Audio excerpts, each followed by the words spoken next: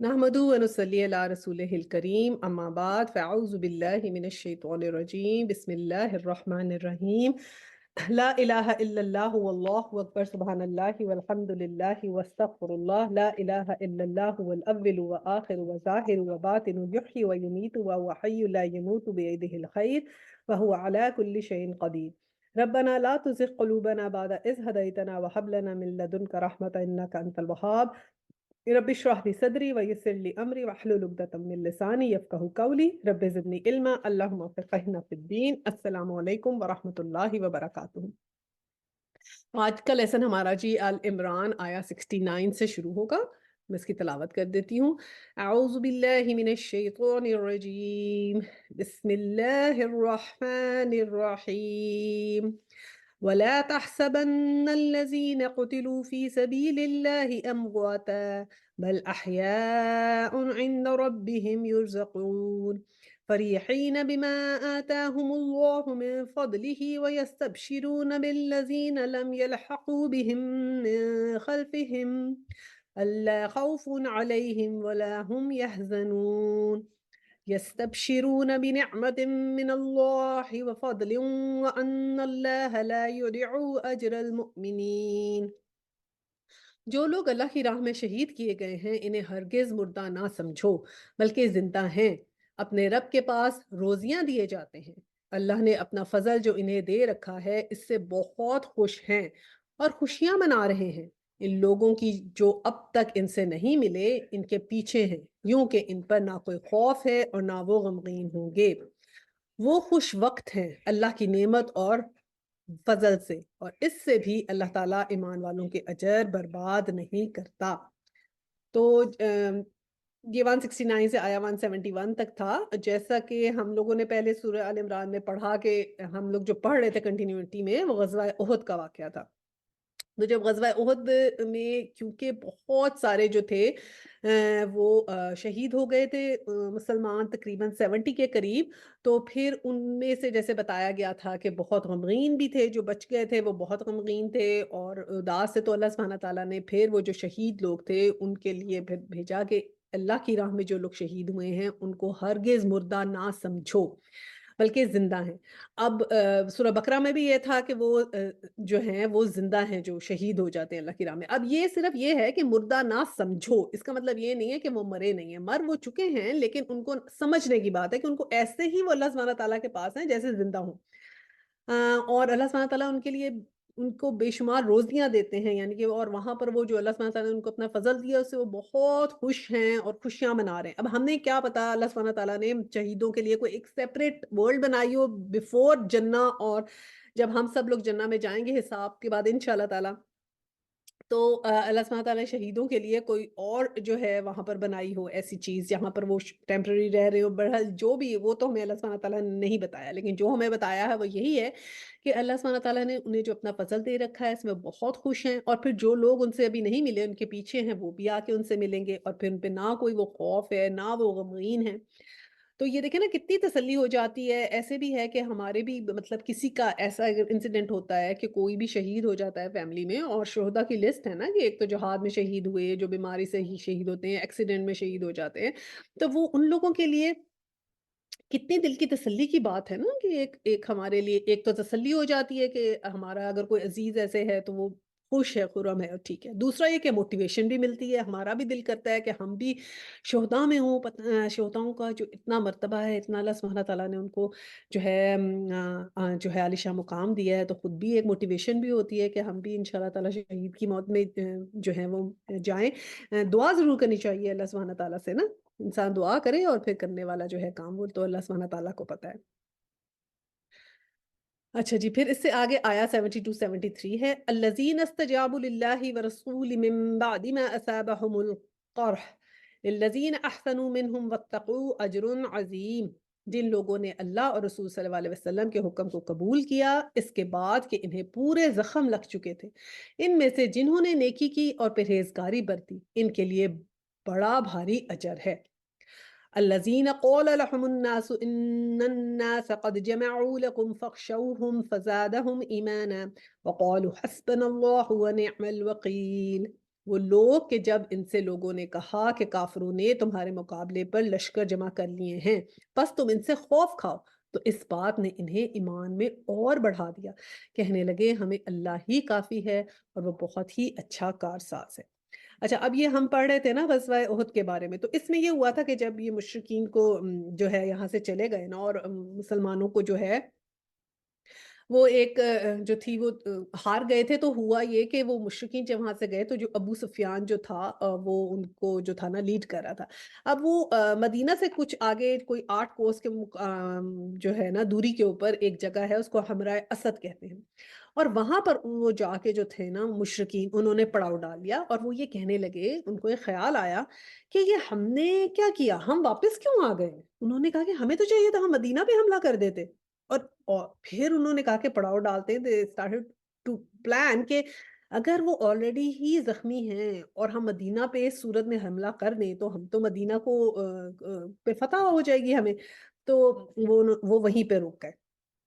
اب حضور پاک صلی اللہ علیہ وسلم جو تھے ان کو وہ وہاں ہمارے جو ادھر جو شہداء تھے، جو سارے جو مجاہد تھے، وہ بھی آپ کو پتا ہے کتنے زخمیوں میں جو تھے، ہم نے ذکر کیا تھا کہ بہت زیادہ زخمی تھے اور چوٹیں لگی ہوئی تھی، ایون حضور صلی اللہ علیہ وسلم کا بھی ہم نے ذکر کیا تھا کہ ان کے سامنے کے دانت مبارک شہید ہو گئے تھے اور ان کے چہرے مبارک پہ بھی ضرب لگی تھی، لیکن حضور صلی اللہ علیہ وسلم کی آپ یہ دیکھیں کہ دور اندیشی ایز اے لیڈر، کتنے وہ مطلب اسٹرانگ ماشاءاللہ لیڈر تھے، اتنی دور اندیشی تھی، کوئی وحی نہیں ان کو آئی، انہوں نے اپنی دور اندیشی سے یہ دیکھا کہ یہ وقت نہیں ہے ایسے، ان کو فوراً یہ لگا کہ یہ وقت اگر ہم نے ہو گئے تو یہ نہ ہو کہ مشرکین ہم پہ دوبارہ حملہ کرے، واپس آ جائے، تو انہوں نے مطلب احد کی لڑائی جو تھی وہ 15 شوال بروز ہفتہ ہوئی تھی، اور 16ویں تاریخ کو بروز اتوار کو تو حضور صلی اللہ علیہ وسلم نے اعلان کرا دیا تھا کہ ہم دشمن کے تعاقب میں چلو، اور وہی لوگ چلیں گے جو میدان میں تھے۔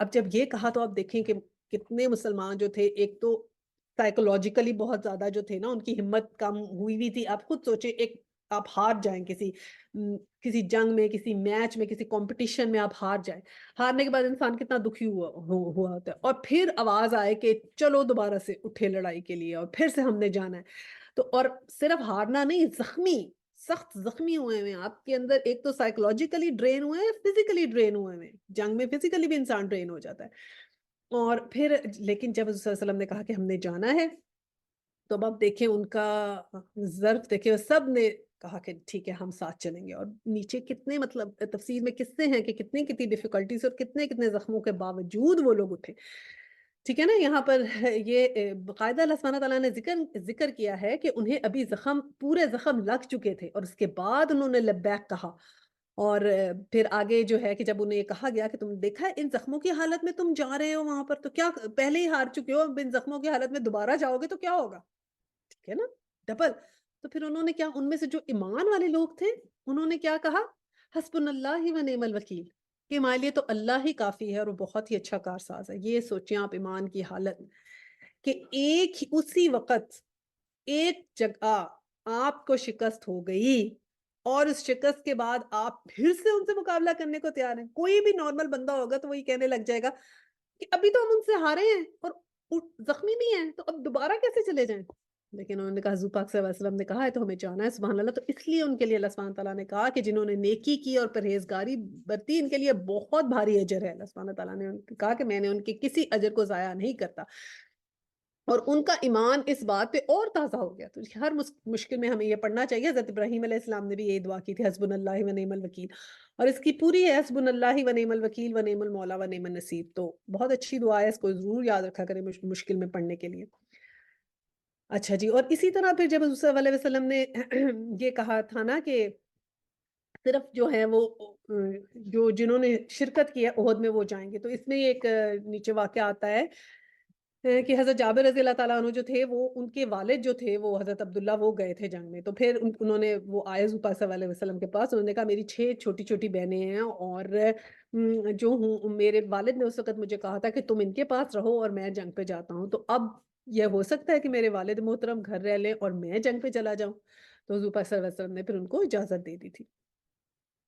اچھا جی، آگے 174-75 ہے، فَانْقَلَبُوا بِنِعْمَةٍ مِّنَ اللَّهِ وَفَضْلٍ لَمْ يَمْسَسْهُمْ سُوءٌ وَاتَّبَعُوا رِضْوَانَ اللَّهِ وَاللَّهُ ذُو فَضْلٍ عَظِيمٍ۔ نتیجہ یہ ہوا کہ اللہ کی نعمت اور فضل کے ساتھ یہ لوٹے، انہیں کوئی برائی نہ پہنچی، انہوں نے اللہ کی رضامندی کی پیروی کی، اللہ بڑے فضل والا ہے۔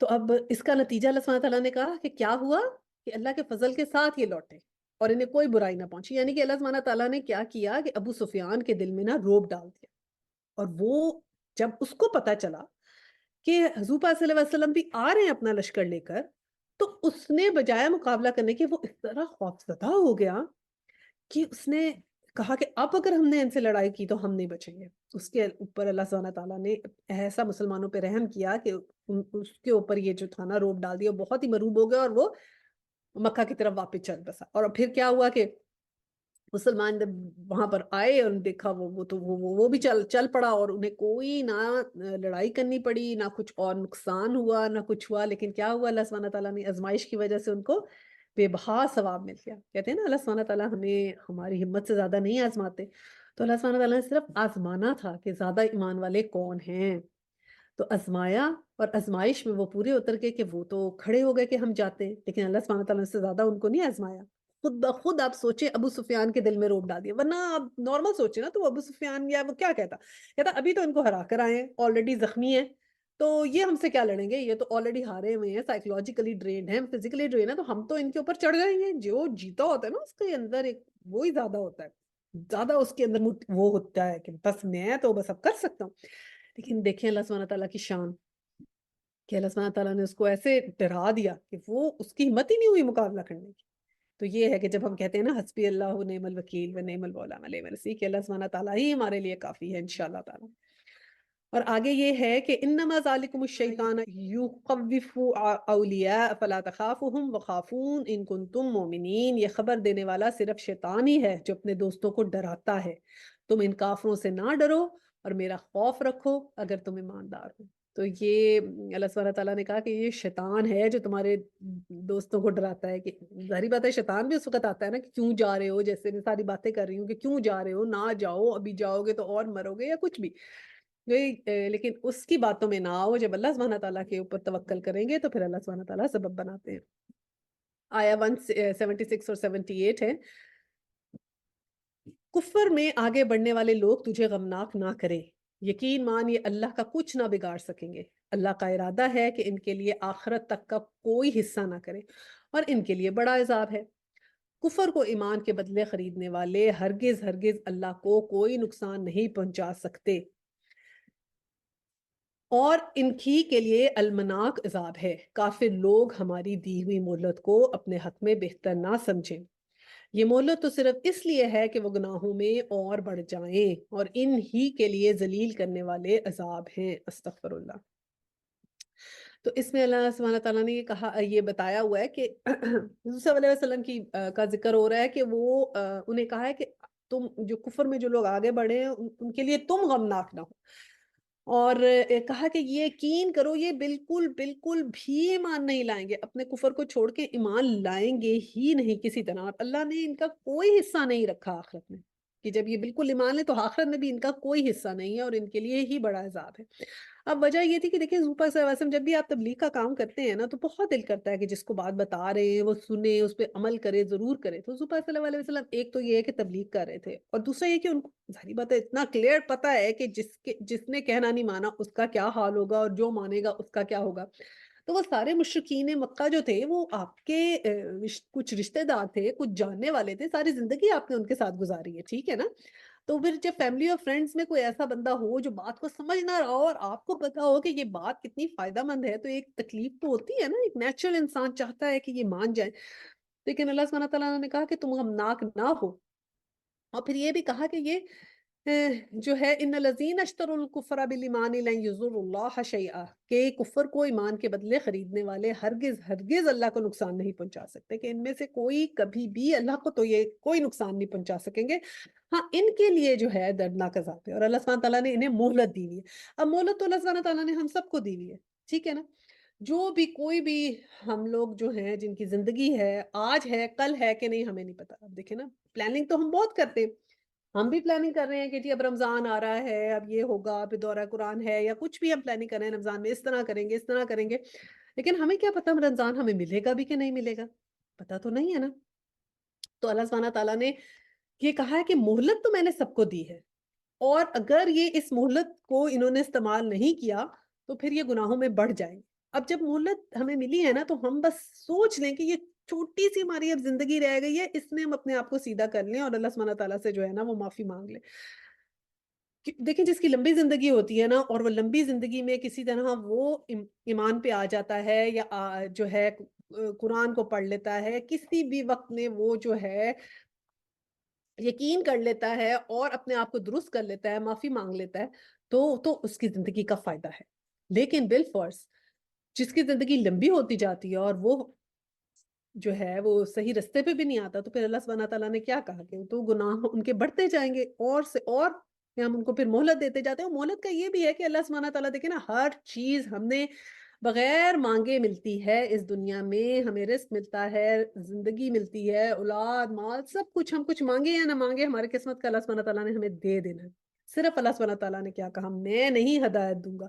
اگر اپنے دل سے تم لوگ مجھ سے ہدایت نہیں چاہو گے، جس کے دل میں ہدایت کی چاہ نہیں ہے اس کو ہدایت نہیں ملتی، اور جنت ایسے نہیں ملے گی۔ اللہ سبحانہ تعالیٰ نے کہا محنت کرنی پڑے گی، جو محنت کرے گا اپنی جانیں اور مالیں اللہ کی راہ میں لگائے گا اسی کو جنت ملے گی۔ تو بہت بہت کوشش کریں کہ اللہ سبحانہ تعالیٰ جو ہے ان سے ہدایت کی دعا مانگیں، اور اس بات کی دعا مانگیں کہ ہمیں اللہ سبحانہ تعالیٰ جو ہے وہ نیکوکاروں میں شامل کر لیں انشاءاللہ تعالیٰ۔ اب اگلی آیت ہے 79 اور 80۔ جس حال پر تم ہو اسی پر اللہ تعالیٰ ایمان والوں کو چھوڑ نہ دے گا جب تک پاک اور ناپاک کو الگ الگ نہ کر دے، اور نہ اللہ ایسا ہے کہ تمہیں غیب سے آگاہ کر دے، بلکہ اللہ اپنے رسولوں میں سے جسے چاہتا ہے انتخاب کر لیتا ہے۔ بس تم اللہ پر اور اس کے رسولوں پر ایمان رکھو، اگر تم ایمان لاؤ اور تقوی کرو تو تمہارے لیے بڑی بھاری اجر ہے۔ جنہیں اللہ نے اپنے فضل سے کچھ دے رکھا ہے اسے اپنی کنجوسی کے لیے بہتر خیال نہ کریں، بلکہ وہ ان کے لیے نہایت بدتر ہے۔ ان قریب قیامت والے دن یہ اپنی کنجوسی کی چیز کو طوق میں ڈالے جائیں گے۔ آسمانوں کو اور زمین کی میراث اللہ ہی کی ہے، اور جو کچھ تم کر رہے ہو اس سے اللہ آگاہ ہے۔ ابھی اللہ سبحانہ تعالیٰ نے یہاں پر کہا کہ غیب کا جو علم ہے نا وہ تو صرف اور صرف اللہ سبحانہ تعالیٰ کو ہے، کسی فرشتے کو نہیں ہے، کسی جو ہے نبی کو نہیں ہے۔ اور اللہ سبحانہ تعالیٰ ایسے اسباب ضرور پیدا کرتا ہے جس سے مومن اور منافق میں صاف صاف فرق پتہ لگ جاتا ہے۔ دیکھیں نا، آپ غیب کا علم اگر ہم کسی سے غیب کا علم جاننا چاہیں یا اس کی طرف کوشش کرنے چاہیں تو یہ پھر شرک ہو گیا نا۔ تو اللہ سبحانہ تعالیٰ ایسے اسباب پیدا کرتا ہے پتہ لگ جائے، یعنی کہ ایسی مشکل آتی ہے کئی دفعہ انسان کا دل کرتا ہے کسی طرح ہمیں پتہ لگ جائے آگے کیا ہونا ہے، ٹھیک ہے نا، لیکن اس وقت ہمیں اس پہ صبر کرنا ہے، کیونکہ غیب کا علم کسی کو نہیں ہے۔ اچھے اچھے طریقے سے پکڑ لیں اپنے ساتھ کہ سوائے اللہ کے کسی کو نہیں پتا، کوئی مشکل ہے کوئی مصیبت ہے صرف اللہ سبحانہ تعالیٰ کو یاد رکھیں۔ اور پھر آگے بخیل کے بارے میں ہے کہ کچھ جو بہت زیادہ کنجوسی کرتے ہیں، اپنی جان پہ بھی نہیں خرچ کرتے، اللہ کی راہ میں بھی نہیں لگاتے، تو ان کو کسی بھی چیز کا فائدہ نہیں ہے، نہ وہ اگر زکوٰۃ ادا نہیں کرتے، صدقہ نہیں دیتے، تو پھر کیا ہوگا کہ مسند احمد میں ایک حدیث ہے کہ ایک انسان ایسے بھاگتا پھرے گا اور سانپ اس کے پیچھے دوڑے گا، اور پھر اسے پکڑ کر توق کی طرح لپیٹتا جائے گا اور کاٹتا رہے گا۔ تو یہ جو بخیل ہے نا اس کی اس میں حدیث میں ہے کہ یہ اس طرح کی سزا ہوگی۔ اور بخیل کا آپ دیکھیں نا، وہ اپنے پہ بھی نہیں لگاتا، کیوں نہیں لگاتا؟ اس کو یہ ڈر ہے کہیں میرے پیسے ختم نہ ہو جائے، حتیٰ کہ وہ پیسہ اس کے کام کا ہی نہیں، اگر وہ نہ خود لگا رہا ہے نہ اللہ کی راہ میں دے رہا ہے تو وہ کس کام کا؟ تو بخیل کی تعریف نہیں کی گئی، بلکہ ایک دفعہ ایسے ایک تھا کہ ایک صحابی جو تھے وہ مسجد میں نماز پڑھنے آئے، تو وہ آتے تھے تو ان کے کپڑے اتنے مطلب اچھے نہیں تھے نا، تو ایک دوسرے صحابی سمجھے کہ شاید یہ اتنے ویل ٹو ڈو نہیں ہے، تو انہوں نے کچھ پیسے دیے اور تھوڑے سے مٹھی میں ان کو دے دیا، تو انہوں نے لینے سے انکار کر دیا کہ نہیں نہیں، تو وہ انسسٹ کر رہے تھے، وہ انکار کر رہے تھے۔ بہرحال حضور پاک صلی اللہ علیہ وسلم کو پتا چلا تو انہوں نے جنہوں نے اتنے اچھے کپڑے نہیں پہنے تھے انہوں نے بتایا کہ میرے پاس تو اللہ بہت کچھ مطلب اچھا مال تھا ان کے پاس، تو اللہ پھر حضور پاک صلی اللہ علیہ وسلم نے انہوں نے کہا کہ پھر تم نے ایسے کپڑے کیوں پہنے ہیں جس سے دوسرے کو یہ لگے کہ تمہارے پاس پیسے نہیں ہیں؟ تو اس کا مطلب یہ کہ اللہ سبحانہ تعالیٰ نے کہا ہے کہ جو میں نے تمہیں دیا ہے تو پہنو بھی اس حساب سے، یہ کرنے کی ضرورت نہیں ہے کہ اب تم ایسا پہنو کہ جی اب میں نے خرچنا ہی نہیں ہے بالکل اپنے اوپر، اور میں ایسا پہنوں کہ بس لوگ کہیں کہ اس کے پاس تو کچھ ہے ہی نہیں۔ تو یہ بھی دیکھیں کتنی اللہ سبحانہ تعالیٰ کی مہربانی ہے کہ اللہ سبحانہ تعالیٰ نے کہا کہ اپنے اوپر بھی لگاؤ، اسراف نہیں کرنا، لیکن کم از کم اتنا لگاؤ کہ یہ نہ لگے کہ آپ بالکل ہی کچھ نہیں آپ نے پراپر پہنا ہوا، اچھے اس طرح کے جیسے آپ افورڈ کر سکتے ہیں ویسے کپڑے نہیں پہنے. اور پھر یہ ہے کہ اللہ کے راہ میں لگائیں. پیسے کو سنبھال سنبھال کے رکھنے کا کوئی بھی فائدہ نہیں ہے، صرف وہ بیگیج آ جائے گا تو ہم خرچ کر لیں. کہتے ہیں جو حدیث ہے کہ جو تم نے کھا لیا، جو پی لیا، جو پہن لیا، وہ اس دنیا میں تمہارے کام آئے گا بس، اور کوئی پیسہ کام نہیں آئے گا. کھا لیا، پی لیا، پہن لیا، اور باقی کا پیسہ صرف وہ کام آئے گا جو اللہ سبحانہ تعالیٰ کی راہ میں لگا دیا. اچھا جی، اب آگے آیا 181 اور 82 ہے. لقد سمع الله قول الذين قالوا إن الله فقير ونحن أغنياء سنكتب ما قالوا وقتلهم الأنبياء غير حق ونقول ذوقوا عذاب الحريق. یقیناً اللہ نے ان لوگوں کا قول بھی سنا جنہوں نے کہا اللہ فقیر ہے اور ہم تو نگر ہیں، اور اس قول کو ہم لکھ لیں گے، اور انہوں نے انبیاء کو بے وجہ قتل کرنا بھی، اور ہم ان سے کہیں گے کہ جلنے والا عذاب چکھو. استغفر اللہ. یہ ہے بدلہ اس کا جو تمہارے ہاتھوں نے پہلے بھیجا. اللہ اپنے بندوں پہ ظلم کرنے والا نہیں ہے. اب اللہ سبحانہ تعالیٰ نے کہا کہ لقد سمیع اللہ، کہ میں نے سن لیا. ٹھیک ہے، اور کیا سن لیا؟ کہ یہ لوگ کیا کہتے تھے؟ قالو ان اللہ فقیر، کہ تمہارا رب فقیر ہے، ونحن اغنیاء، اور ہم امیر ہیں، کیونکہ اللہ سبحانہ تعالیٰ نے کہا نا کہ قرض حسنہ دو میری راہ میں. تو یہ کہنے لگ گئے کہ کیا تمہارا جو رب ہے وہ فقیر ہے جو ہم سے قرضہ مانگ رہا ہے. اور پھر یہ بھی کہتے تھے کہ کیا وہ یہ تو سود ہو گیا کہ وہ ہم سے کہتا ہے کہ ہمیں دو، اور پھر اس کے بعد قیامت میں تمہیں بہت بڑھا چڑھا کے دوں گا. تو یہ کوئی کاروبار کر رہا ہے یا اس طرح کے استغفر اللہ بات کرتے تھے وہ لوگ. تو اللہ سبحانہ تعالیٰ نے کہا کہ ہم نے سن لیا انہوں نے جو کہا ہے، اور ہم نے لکھ بھی لیا، اور ہم نے یہ بھی لکھ لیا کہ وہ انبیاء کو بلا وجہ قتل کرتے تھے. یہ بنی اسرائیل کی بات ہو رہی ہے. اور پھر جب یہ اس دن وہ دن آئے گا قیامت کا دن، تو پھر یہ جلنے والے عذاب کا مزہ تم چکو، پھر ہم ان سے کہیں گے.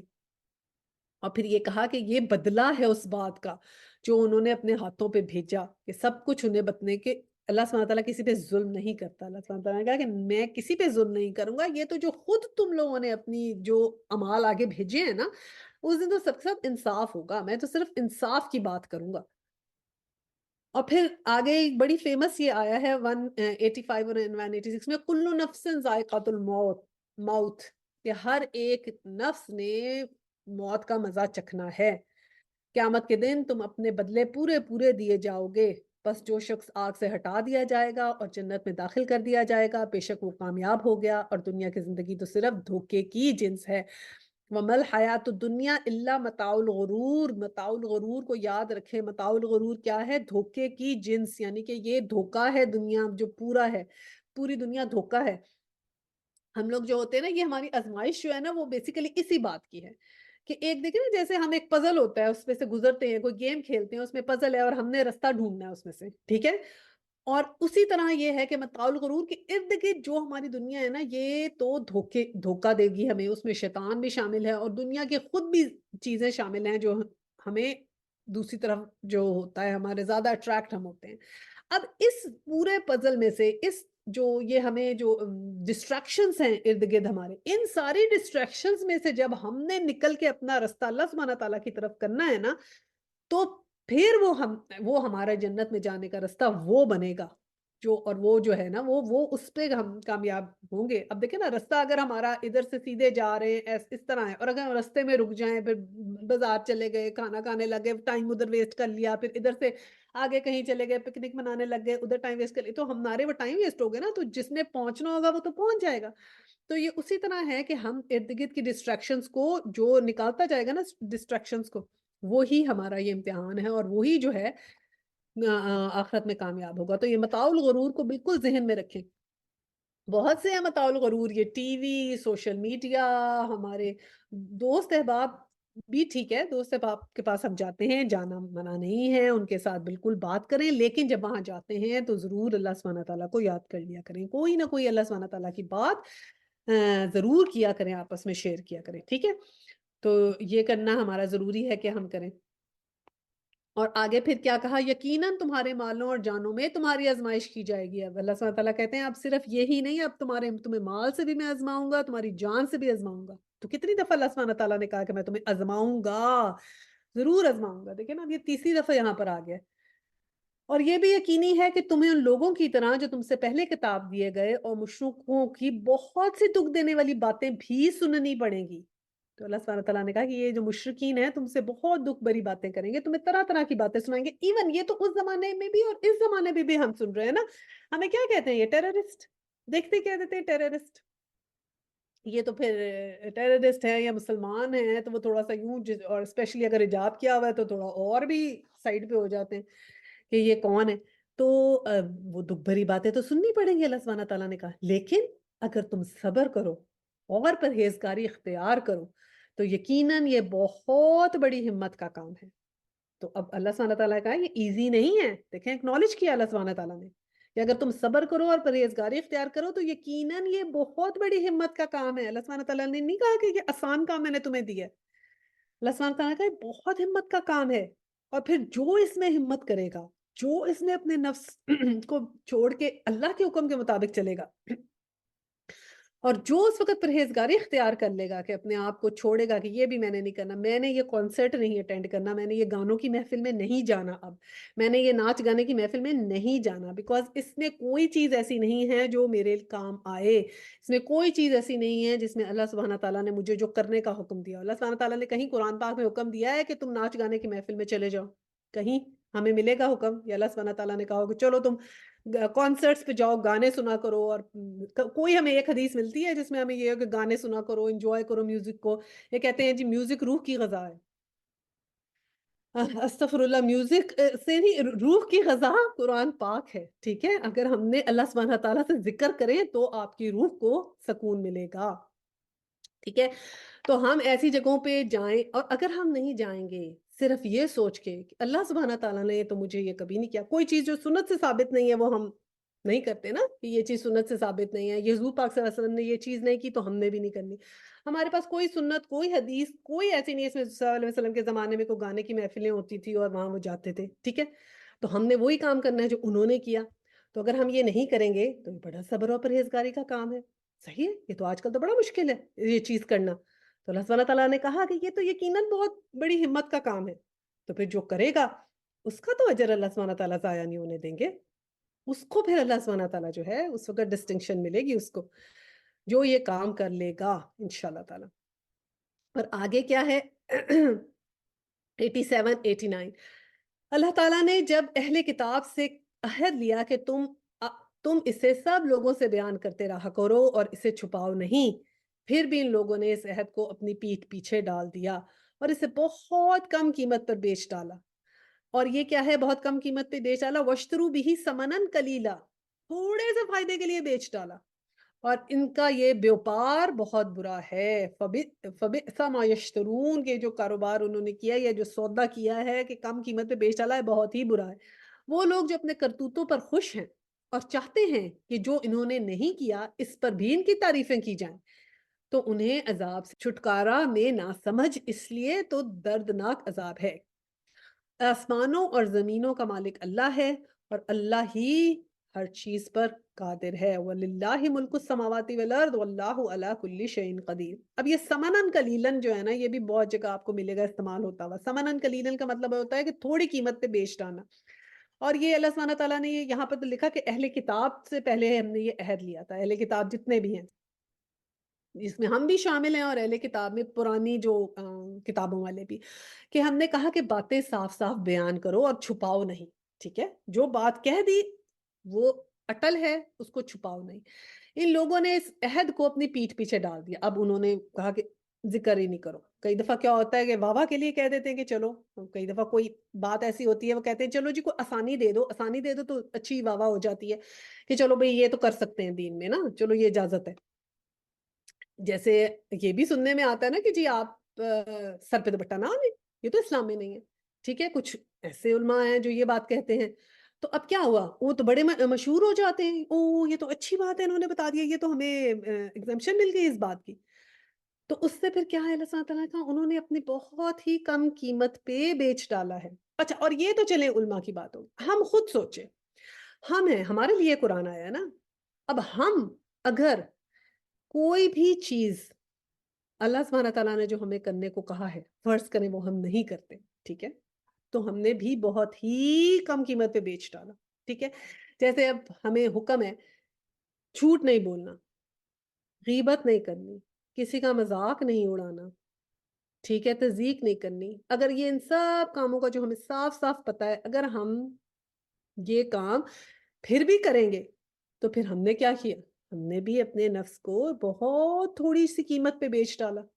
ہم نے بھی تو یہی کام کیا نا, اللہ کے حکم کو پیچھے رکھ دیا, وہ عہد کو پیچھے رکھ دیا, اور تھوڑا سا جو ہمارا فائدہ ہونا تھا نا دنیا کی, دیکھیں نا زندگی کتنی تھوڑی سی ہے, اس تھوڑے سے مزے کے لیے ہم کہتے ہیں چلو جی پارٹی میں چلے جائیں, بڑے تیار شیار ہو کے جائیں گے, بڑا مزہ آئے گا, تو چل جاتے ہیں فل تیار ہو کر پہنچے وہاں پر.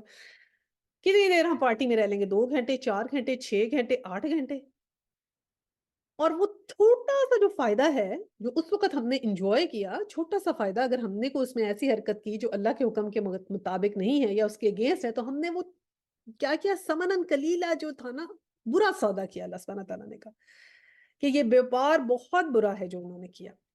اور پھر جو لوگ اپنے کرتوتوں پہ خوش ہیں اور چاہتے ہیں کہ آپ ان کی تعریفیں بھی کی جائیں, تو یہ تو نہیں ہوگا. اللہ سبحانہ تعالیٰ نے کہا کہ وہ تو اپنے کرتوتوں پہ خوش بھی ہیں بہت, مطلب ان کو کوئی گلٹ بھی نہیں ہے, آتے ہیں تو خوش بھی بہت رہتے ہیں, ہاں بڑا اچھا.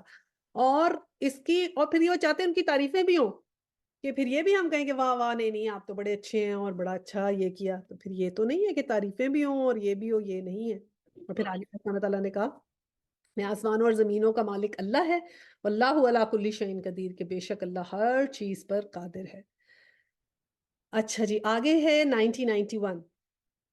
ان فی خلق السماوات والارض واختلاف اللیل والنہار لآیات لأولی الالباب, آسمانوں اور زمینوں کی پیدائش میں اور رات دن کے ہیر پھیر میں یقیناً عقل مندوں کے لیے نشانیاں ہیں. الذین یذکرون اللہ قیاما وقعودا وعلی جنوبہم ویتفکرون فی خلق السماوات والارض ربنا ما خلقت ھذا باطلا سبحانک فقنا عذاب النار, جو اللہ کا ذکر کرتے ہیں کھڑے اور بیٹھے اور اپنی کروٹوں پہ لیٹے, اور آسمان اور زمین کی پیدائش میں غور و فکر کرتے ہیں, اور کہتے ہیں, اب کیا ہے یہ دعا ہے, ربنا ما خلقت ھذا باطلا سبحانک فقنا عذاب النار, کہ ہمارے پروردگار تو نے بے فائدہ نہیں بنایا, تو پاک ہے, بس ہمیں عذاب بے آگ سے بچا لے. یہ بھی یہاں پر ایک دعا ہے. اور اللہ سبحانہ تعالیٰ نے کہا کہ دیکھیں نا, کمپیریزن اللہ سبحانہ تعالیٰ ہمیشہ کرتے ہیں, تو اب یہ کمپیریزن کر کے یہ کہا کہ اب ایسے لوگ جو آسمان اور زمین کی پیدائش میں کہ اور ان کے ہیر پھیر میں, کہ صبح جاتا ہے شام آتا ہے, کیسے سالہ سال سے دن رات ایک ہی ٹائم پہ ٹک ٹک ٹک ٹک آ رہا ہے, تو اس کے لیے تو عقل مندوں کے لیے نشانی ہے. اب آپ یہ دیکھ لیں, ایک چونٹی اور چونٹی کا آگے سے پھر ایک انڈا, ایک چھوٹا ذرہ, اور ایک ایٹم, اور ایٹم کے اندر بھی ایک, اس کے بھی اندر پارٹس ہیں, ایک چھوٹی سے چھوٹی چیز. اور پھر اگر آپ وسعت میں دیکھ لیں تو وسعت میں کیا, پہاڑوں کی وسعت اور آسمان کی وسعت اور سمندر کی وسعت اور سمندر کے نیچے کی وسعت دیکھیں, تو بس پھر انسان کہتا ہے یہ چیزیں تو ایسے نہیں بن سکتی. اپنے مائنڈ کے دیکھ لیں کہ کتنے ہمارے سائنوپسز ہیں اپنے ہمارے برین میں, یقین آ جاتا ہے یہ تو کسی انسان کا کام ہی نہیں ہے.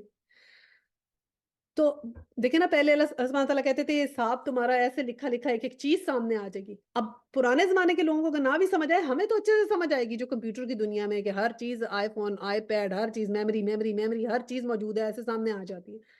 تو ہمیں تو بڑی آسانی سے سمجھ آئے گا کہ ہمارا وہ جو نامہ اعمال ہے وہ تو بڑی آسانی سے ہمیں پتا ہے کہ ہاں سب کچھ آ جائے گا. اور پھر اللہ سبحانہ تعالیٰ نے کہا کہ جو اس چیز پہ غور و فکر کرتے ہیں تو کہ ہم نے کسی چیز کو بے فائدہ نہیں بنایا. اب ہمیں بھی اللہ سبحانہ تعالیٰ نے بے فائدہ نہیں بنایا. اب دیکھیں ہمارے میں اور جانوروں میں فرق ہے. جانور کے اندر بھی حصہ ہے, وہ ڈرتا ہے, فیئر آتا ہے. کسی بکری کو آپ چڑھا دیں گے نا اس کے اوپر, کسی پہاڑ کے اوپر, تو وہ ڈرے گی, اس کے اندر یہ خوف ہے کہ میں گر جاؤں گی تو میں مر سکتی ہوں. ہمارے میں بھی خوف ہے, ٹھیک ہے. اور بہت سی چیزیں ہیں جو اینیملز میں بھی ہیں, ہم میں بھی ہیں, بچے بھی ہوتے ہیں ان کی, یہ بھی ہیں. اور ہمارے میں فرق کیا ہے کہ ہم پہ عقل ہے, اور ہم اگر عقل اور علم ان دونوں کا استعمال نہیں کریں گے تو پھر جانوروں والی بات ہوگی. جانوروں کیا ہے, اٹھے بیٹھے کھائے پیا, اس کے بعد بچے پیدا کر لیے اور پھر اس کے بعد مر گئے. تو اگر یہ ایسی جانوروں والی زندگی کا تو پھر کوئی فائدہ نہیں. ہم تو اشرف المخلوقات ہیں, ہماری تو زندگی میں ایک مقصد ہونا چاہیے. اور وہ مقصد کیا ہونا چاہیے؟ جو بھی آپ کام کریں اللہ سبحانہ تعالیٰ کی خوشی اور خوشنودی کے لیے کریں، کیونکہ یہی اسی چیز کے لیے اللہ سبحانہ تعالیٰ نے ہمیں پیدا کیا ہے، ہمیں بے فائدہ نہیں بنایا، ہمارا ایک مقصد ہے، ہم یہاں ایک امتحان کے لیے آئے ہیں، ہمیں یہاں اللہ سبحانہ تعالیٰ نے امتحان کے لیے بھیجا ہے، اور ہر اس چیز کو ہم ہر دن کو امتحان کی طرح لیں۔ اچھا، آگے بھی بڑی خوبصورت دعا ہے، یہ پوری جو ہے نا 192 سے 194 تک دعا ہے، بلکہ اس سے پیچھے بھی وہ دعا ہی کا حصہ تھی 191۔ اچھا جی، دعا کیا ہے؟ ربنا انکا من تدخل النار فقد اخزیتہ وما للظالمین من انصار ربنا اننا سمعنا منادیا ینادی للایمان ان آمنوا بربکم فآمنا ربنا فاغفر لنا ذنوبنا وکفر عنا سیئاتنا وتوفنا مع الابرار ربنا وآتنا ما وعدتنا على رسولك ولا تخزنا يوم القیامہ انک لا تخلف الميعاد۔ اے ہمارے پالنے والے، تو جسے جہنم میں ڈالے، یقیناً تو نے اسے رسوا کیا اور ظالموں کا مددگار کوئی نہیں ہے۔ اے ہمارے رب، ہم نے سنا کہ منادی کرنے والا باآواز بلند ایمان کی طرف بلا رہا ہے کہ لوگوں اپنے رب پر ایمان لاؤ، پس ہم ایمان لائے۔ اے اللہ، تو ہمارے گناہ معاف فرما دے، آمین، اور ہماری برائیاں ہم سے دور کر، آمین، اور ہماری موت لے لوگوں کے ساتھ کر، آمین ثم آمین۔ اے ہمارے پرورش کرنے والے اللہ، ہمیں وہ دے جس کا وعدہ تو نے ہم سے اپنے رسولوں کی زبانی کیا ہے، اور ہمیں قیامت کے دن رسوا نہ کرنا، یقیناً تو وعدہ خلافی نہیں کرتا۔ اب یہ دیکھیں کیا ہے، قیامت کے دن رسوا نہ کرنا۔ دیکھیں جب نامہ اعمال آئے گا نا سیدھے ہاتھ میں، جن لوگوں کے ہاتھ سیدھے ہاتھ میں آئے گا وہ تو بڑے خوش ہوں گے، ایسے پرائز ڈسٹریبیوشن ڈے نہیں ہوتا کہ سارے کہتے ہیں دیکھیں کون پاس ہوا کون فیل ہوا، تو اس دن تو ابھی تو ہم نے اللہ سبحانہ تعالیٰ نے مہلت دی ہوئی ہے، ہم کو غلط کام کرتے ہیں کچھ کرتے ہیں، ہمیں کوئی امبیرسمنٹ نہیں کہیں پر بھی ہوتی، تو نہ ہمیں کچھ کسی کو پتہ لگتا ہے کہ ہم نے کوئی غلط کام کیا، اس دن سب کو پتہ لگے گا۔ جس کے سیدھے ہاتھ میں نامہ اعمال آئے گا نا تو اس کو تو پتا ہوگا کہ اچھا ہے میرا نامہ اعمال، تو وہ تو سب کو شیئر بھی کرے گا، دکھائے گا دیکھو مجھے سیدھے ہاتھ میں ملا، مجھے سیدھے ہاتھ میں ملا۔ اب جس کو الٹے ہاتھ میں ملے گا نا وہ کہتے ہیں شرمندگی سے ایسے پیچھے چھپا لیں گے کہ کسی کو نظر نہ آئے۔ اب خود سوچیں اس دن سارے اکٹھے ہوں گے اور پتہ چلے کہ جی ہم فیل ہو گئے، ہمیں تو الٹے ہاتھ میں نامہ اعمال مل گیا، تو پھر کس قدر ہم لوگ اس وقت ہمارے لیے وہ رسوا ہوگا۔ یہ دعا ہے کہ ہمیں قیامت کے دن رسوا نہ کرنا۔ اب دیکھیں نا ہماری لائف میں بھی اگر کوئی چیز ہوتی ہے، کوئی چیز اوپر نیچے ہو جاتی ہے، فرض کریں ہمارے بچوں کی کچھ اوپر نیچے ہو گئی، کچھ ہماری لائف میں اوپر نیچے ہو گئی، ہم کبھی نہیں کسی سے شیئر کرتے۔ کیوں نہیں شیئر کرتے؟ کیونکہ ہمیں ہوتا ہے کہ امبیرسمنٹ ہوگی ہمیں، اگر ہم نے کسی کو کوئی بات بتائی تو کیا وہ کہے گا، یا اس وجہ سے امبیرسمنٹ کے ڈر سے نہیں بتاتے نا، اور بتانی بھی نہیں چاہیے، بالکل نہیں بتانی چاہیے۔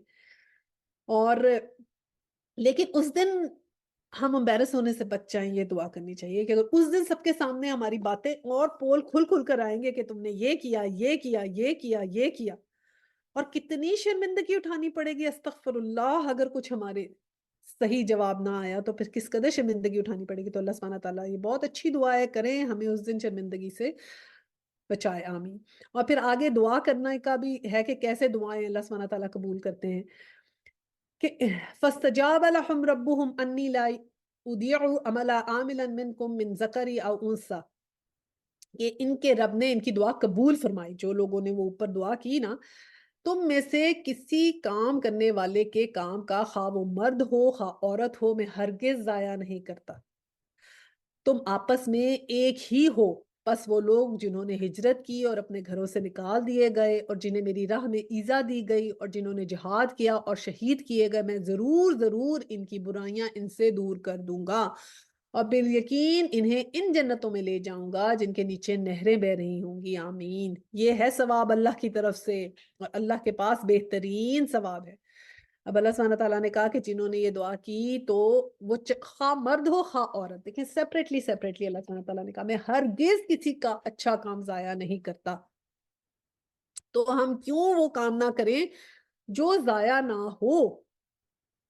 اور پھر یہ دیکھیں اللہ سبحانہ تعالیٰ کا جنتیں بنائی ہیں، اور جب بھی ہم دعا مانگیں نا تو اللہ سبحانہ تعالیٰ کو ان کے ناموں کے ساتھ یاد کر کے دے، یا ودودو کہتے ہیں نا، محبت پیدا کرنی ہو ایک دوسرے میں تو یا ودودو پڑھو گے، اس کا مطلب ہے محبت کرنے والا۔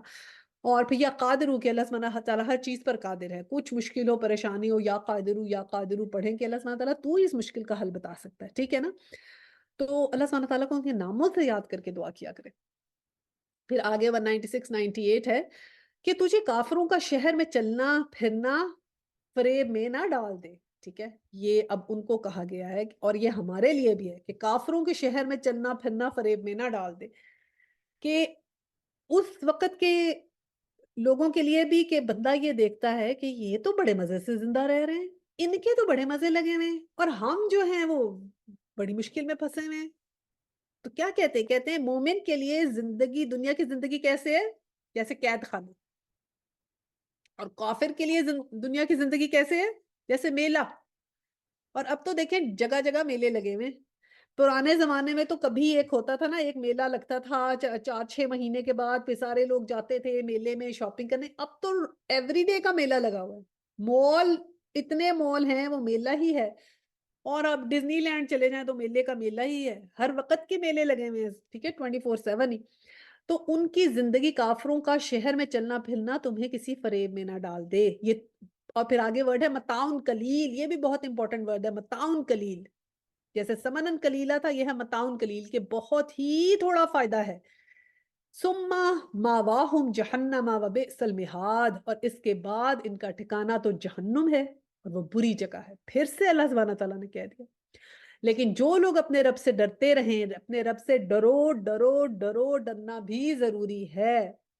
جو لوگ اپنے رب سے ڈرتے رہیں ان کے لیے جنتیں ہیں. اب اللہ سبحانہ تعالیٰ نے کہا ہے جو مجھ سے ڈرتا ہے اس کے لیے جنتیں. ظاہری بات ہے، ہم کوئی بھی چیز اچھی کرتے ہیں تو ایک تو ہمیں پتہ ہے کہ اگر ہم نے غلط کام کر دیا تو اللہ سبحانہ تعالیٰ کے رحم ہمیں چاہیے، لیکن ایک خوف بھی چاہیے کہ ہم اچھا کام کریں. اگر ہمیں خوف نہیں ہوگا تو ہم کیسے اچھا کام کریں گے؟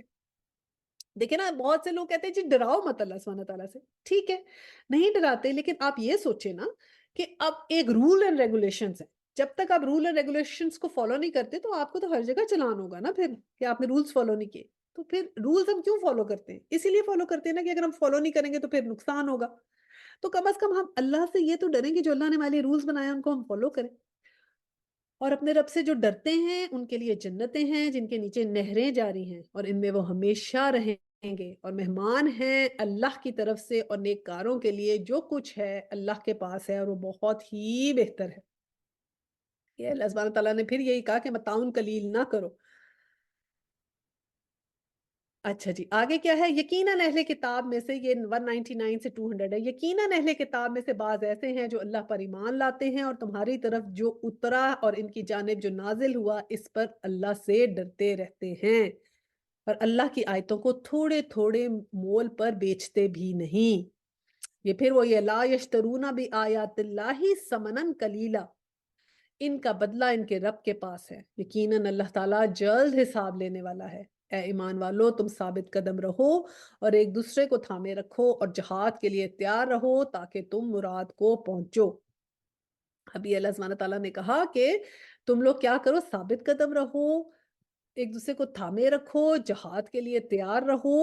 یہ سب چیزیں تم لوگوں نے کرنی ہے. صبر کرنا ہے. جہاد صرف جنگ کا جہاد نہیں ہے، جہاد میں نفس کرنا ہے. نفس کا جہاد سب سے بڑا جہاد ہے کہ جو ہمیں غلط چیزوں کی طرف لگائیں تو ہم نے وہ چیزیں نہیں کرنی ہیں. اور اللہ تعالیٰ کی آیاتوں کو تھوڑے تھوڑے مول پر بیچتے بھی نہیں. یہ ذکر کیا ہے جو لوگ اللہ سے ڈرتے ہیں وہ اللہ کی آیتوں کو تھوڑے تھوڑے مول پہ بیچتے نہیں. اب یہ کافروں کا ذکر نہیں ہے، یہ ہمارا ذکر ہے. وَإِنَّ مِنْ أَهْلِ الْكِتَابِ، کہ اہل کتاب میں سے بعض ایسے ہیں جو اللہ پر ایمان لاتے ہیں اور تمہاری طرف جو اترا، جو ان کی جانب میں نازل ہوا ہے اس پر اللہ سے ڈرتے ہیں. اب اہل کتاب میں کوئی بھی ہو سکتے ہیں، جو بھی جتنے بھی اہل کتاب ہیں وہ. اور پھر کیا کہا ہے کہ جو نازل ہوتا ہے اس کے اوپر اور اللہ سے ڈرتے ہیں اور اللہ کی آیتوں کو تھوڑے تھوڑے مول پر نہیں بیچتے. تو اللہ سبحانہ تعالیٰ نے کہا تدبر کرو، دیکھو، غور و فکر کرو. جیسے اللہ سبحانہ تعالیٰ نے کہا نا جو دن اور رات میں غور و فکر کرتے ہیں، کہ تدبر جب تک نہیں کرتے، جب تک انسان تدبر نہیں کرتا، جب تک انسان کو یقین نہیں آتا کہ یہ اللہ ہی صرف میرا مالک ہے، تو پھر اوبیڈینس بھی نہیں آتی. وہ ایمان اندر لانا ضروری ہے، کیونکہ اگر ہم ایمان اندر نہیں لاتے تو اوبیڈینس نہیں آتی. اوبیڈینس تبھی آتی ہے جب ہم اللہ سبحانہ تعالیٰ کو صحیح طریقے سے سمجھ کے ہر چیز اس کے سپرد کرتے ہیں، تو پھر ایک ایک چیز کو مانتے ہیں. پھر اوبیڈینس آتی ہے, تبھی آپ اللہ کے سرونٹ بنتے ہیں. دیکھیں کسی ریورٹ نے ایک بڑی خوبصورت بات کی تھی, اس نے کہا everyone has to get up in the morning for this reason اور the other, maybe that can be a job, that can be their children, that can be their house chores, but whatever it is, everyone has to get up in the morning to do some chores. But I would like to get up for Allah subhanahu wa ta'ala in the morning. وہ کہتی کہ میں صبح صبح اللہ سبحانہ تعالیٰ کے لیے اٹھوں, نماز پڑھوں, قرآن پڑھوں. I would love to do that first. تو ٹھیک ہے نا, بات تو صحیح ہے کہ کچھ نہ کچھ کام تو ہم نے کرنا ہی ہے. سب سے خوبصورت تو یہ ہے کہ ہم اللہ سبحانہ تعالیٰ کے لیے اٹھیں اور ہر چیز کو اللہ سبحانہ تعالیٰ کے لیے کریں.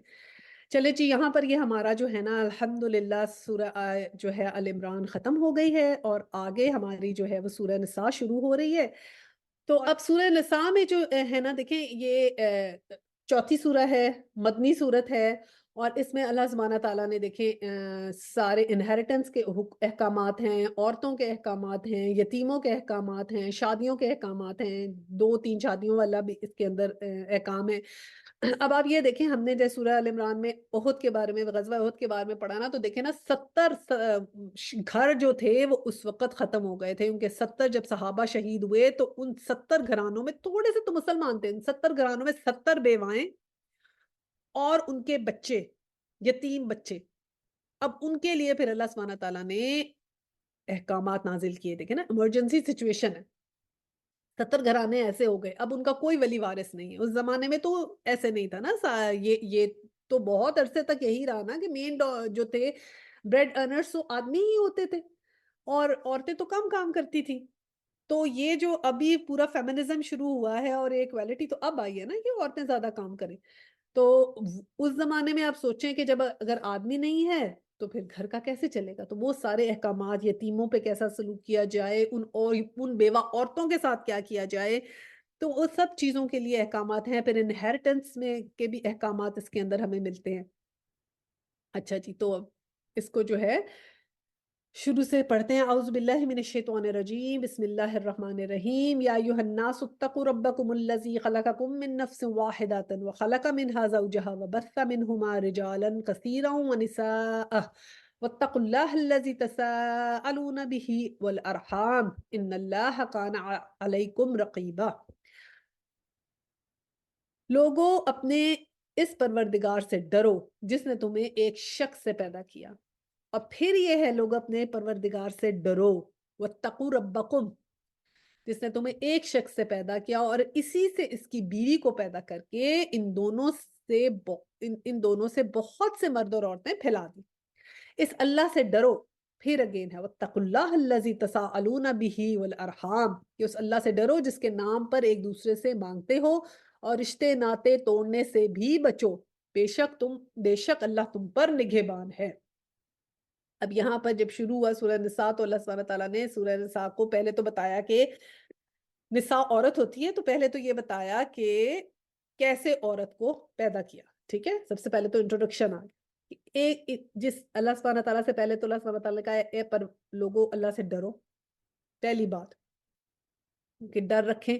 اور کیسے ایک شخص سے پیدا کیا, حضرت آدم علیہ السلام تھے, اور پھر ان سے ان کی بیوی کو پیدا کیا. اب حضرت آدم علیہ السلام سے دیکھیں نا, حدیث ہے نا کہ صلی اللہ علیہ وسلم, یہ حدیث میں آپ کو پڑھ کے ہی بتا دیتی ہوں کہ ان کی حضرت حوا علیہ السلام کو جو تھی ان کی پسلی سے پیدا کیا ہوا تھا. اچھا جی, حضرت آدم علیہ السلام سے پیدا کیا, ان کی بیوی یعنی حضرت حوا علیہ السلام کو بھی انہی سے پیدا کیا. آپ سوئے ہوئے تھے کہ بائیں طرف کی پسلی کے پچھلی طرف سے حضرت حوا کو پیدا کیا. آپ نے بیدار ہو کر انہیں دیکھا اور اپنی طبیعت کو ان کی طرف راغب پایا, اور انہیں بھی ان سے انس پیدا ہوا. حضرت ابن عباس رضی اللہ تعالیٰ فرماتے ہیں عورت مرد سے پیدا کی گئی, اس لیے اس کی حاجت و شہوت مرد میں رکھی گئی, اور مرد زمین سے پیدا کیے گئے ہیں, اس لیے ان کی حاجت زمین میں رکھی گئی ہے. بس تم اپنی عورتوں کو روکے رکھو. حدیث شریف میں ہے عورت پسلی سے پیدا کی گئی ہے, اور سب سے بلند پسلی سب سے زیادہ ٹیڑھی ہے.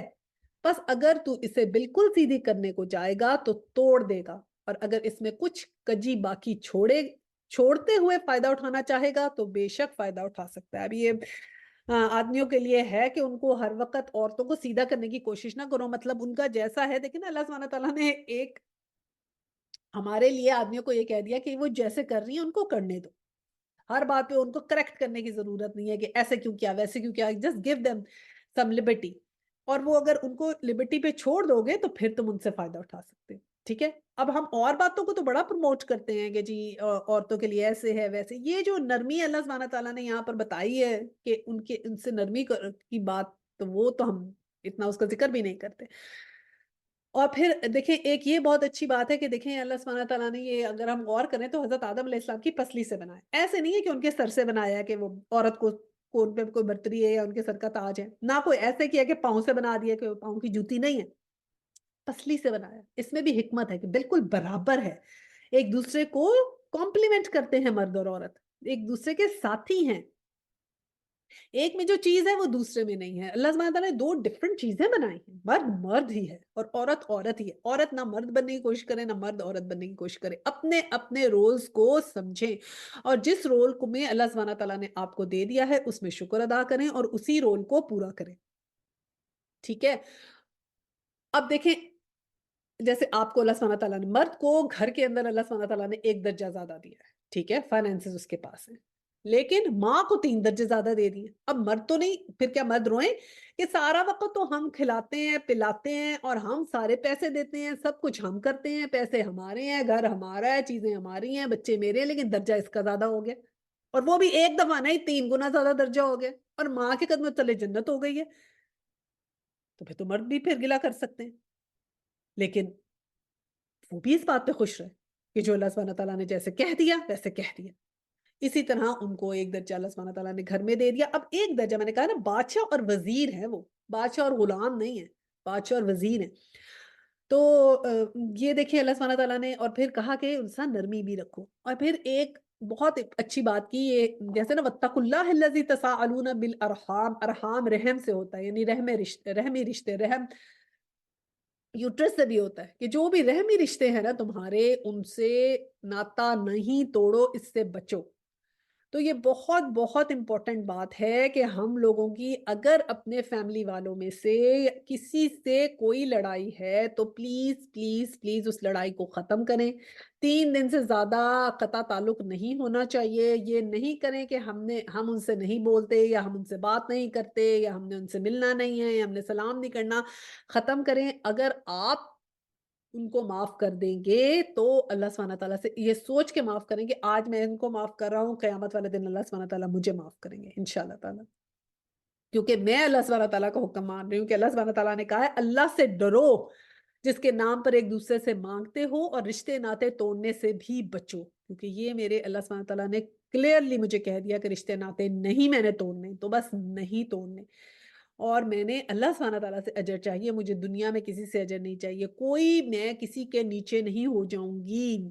کوئی میری ایگو، میری ایروگنس جو ہے وہ کسی سے بھی زیادہ نہیں ہے. اللہ سبحانہ تعالیٰ کی میں سرونٹ ہوں اور میں نے اللہ سبحانہ تعالیٰ کا کہنا ماننا ہے. اور میں نے اور آپ نے، ہم سب نے انشاءاللہ تعالیٰ. اور پھر اللہ سبحانہ تعالیٰ نے کہا کہ میں تم پر نگہبان ہوں، کہ میں دیکھ رہا ہوں کہ تم کیا کر رہے ہو. یہی ہمارا ٹیسٹ ہے. ٹھیک ہے. تو بالکل رحمی رشتوں میں بہت نرم ہو جائیں، ان کے ساتھ اچھا سلوک روا رکھیں اور بالکل بھی ایک دوسرے کے ساتھ قطع تعلق نہ کریں. چلیں پھر دعا کرتے ہیں. بسم اللہ الرحمن الرحیم. لا الہ الا اللہ واللہ اکبر سبحان اللہ والحمد للہ واستغفر اللہ. لا الہ الا اللہ والاول وآخر وظاہر وباطن یحیی ویمیت وهو حی لا يموت ابدا ابدا ذو الجلال والاکرام بیدہ الخیر وهو علی کل شیء قدیر. ربنا لا تزغ قلوبنا بعد إذ هديتنا وهب لنا من لدنك رحمة وإنك أنت الوهاب. ربنا هب لنا أزواجنا وذرياتنا قرة أعين واجعلنا للمتقين إماما. اللهم صل على محمد وعلى آل محمد كما صليت على إبراهيم وعلى آل إبراهيم إنك حميد مجيد. اللهم بارك على محمد وعلى آل محمد كما باركت على إبراهيم وعلى آل إبراهيم إنك حميد مجيد. وآخر الدعوانا أن الحمد لله رب العالمين. سبحانك اللهم وبحمدك أشهد أن لا إله إلا أنت أستغفرك وأتوب إليه. السلام علیکم ورحمۃ اللہ وبرکاتہ.